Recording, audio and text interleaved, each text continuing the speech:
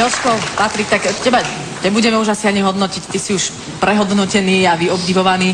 A Patrik, tebe pár vecí normálne vyšlo, to ako zase pozor na to. Ja som bola Toto bola najhoršia verzia, bohužiaľ. To vždy tak býva, ale napriek tomu tam pár vecí vyšlo. Ja som len premýšľala nad tým, čo hovorila Zlatica predtým, že toto robíš v spálni u vás, tak ako možno, keď toto tam predvádzaš, nie je ona práve najšťastnejšia žena, ale zabaví sa, takže to... Ja som si toto číslo vybral aj z toho dôvodu, že konečne diváci vidia, ako vyzerám od polpása dolu. Ja som nevedela napríklad, že ty máš toľko to nôh, to je... Toto ešte diváci nevideli, to je premiéra. A Patrik, prečo ty? Dokonca niekedy v lete chodím aj takto do vysielania. A Patrik, prečo ty pre Boha živého nemoderuješ od pása dole? Čiže to je oveľa lepšie. Jasné, ďakujem ti. A ty by si kľudne mohol robiť aj ďalšie povolanie. Hasič. Skvelé. Hasič, no inak to. Hasič veľmi ako...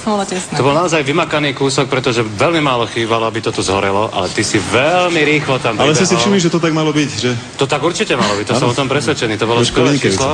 A zase, když člověk vidí dva chlapy tak šťastný s balónem, tak si říká, k čemu žena?